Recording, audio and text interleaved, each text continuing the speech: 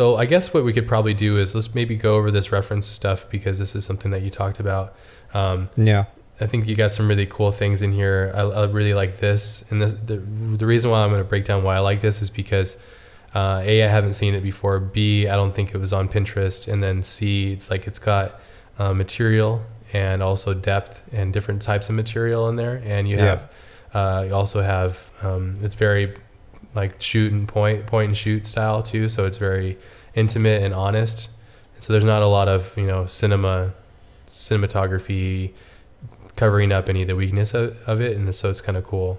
It's really interesting, that material. So this is interesting because it's kind of a curveball. This is really cool. The information, especially when I use the flock of sparrows as an example. So it's like point cloud data mashed with like very analytical data stuff. So this is good reference for literal contextual things coming from here, and this would be more of an abstract muse.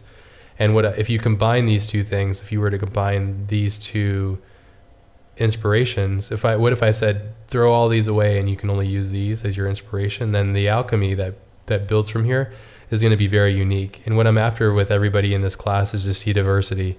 I don't want everybody just to mimic me necessarily. That's what you're going to want to do, because it's easy, because you can see what I do, but I want you to explore and go beyond that. This is really beautiful. Like, this is great.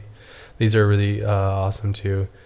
The flock of sparrows. Did you watch any of the videos? Like, did you see I've seen, I remember from childhood, I used to visit my grandma, and she lives in like a very rural areas, and we would see those, especially towards the end of summer, like maybe not as massive as this one. Yeah, this is crazy. That would be something to admire. Like, those would just, be flying by, and not only sparrows, there's like other, species, and it's just like, wow, what is this? It looks like a hive of something bad to happen, but it's just interesting. It's like how organically it's almost like a sound wave, Yes, that's exactly what it is. I should actually mention that the way that if you ever watch a video of, you should YouTube this if you're listening to this, and YouTube Maciej is, watch a YouTube video of, I don't know if you've seen it, these guys put this water spout and then they throw low frequency speakers at it, and then when they adjust the frequency, it turns and spins the water in different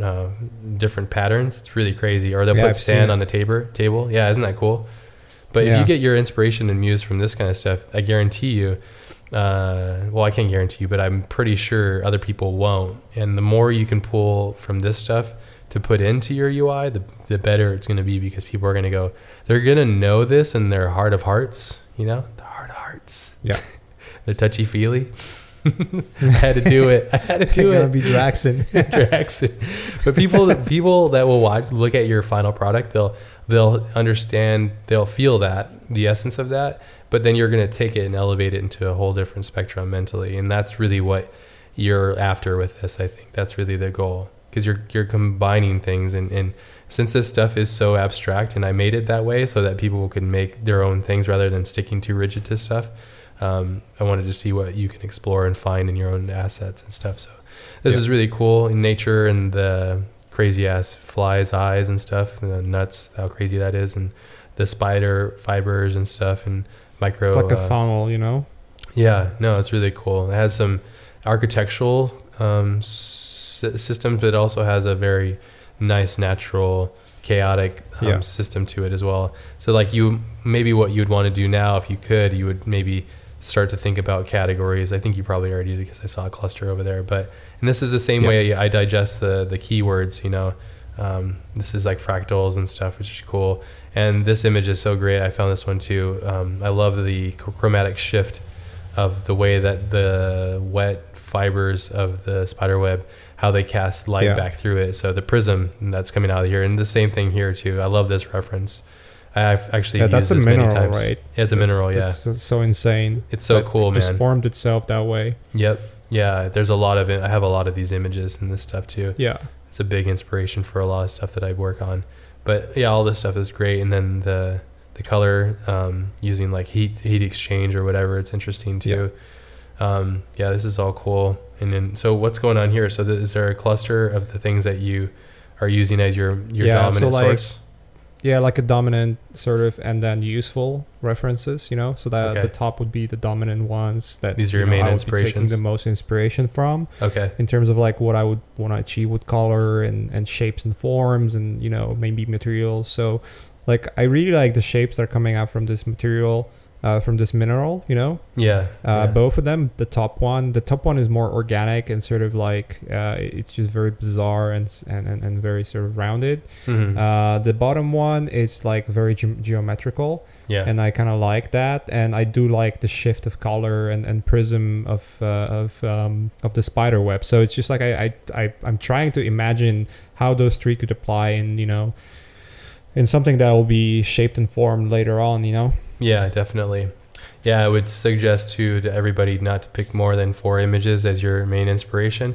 But I think you picked a nice array of spectrum between the images, because you have this hard surface, more linear construct kind of style, and then you have this as maybe your photographic like this would be your reference and inspiration for when you have the final image. It should feel and have these bokeh effects on the lens and the depth of focus and this chromatic shift. And then structural wise has some of these, and then the overall structure, the cluster could be like this. So you're grabbing bits and pieces. I don't know how you would work, but maybe for me, if I always work constantly like making notes and deciphering things and reminding myself of things. So this would be my structure reference. This would be my cluster reference. This would be my internal, like the hex object within this cluster. That'd be that reference. And this would be my cinematography cinematographic like essence basically here. And then I'd use all that and combine it, and then you'd have some really interesting thing at the end,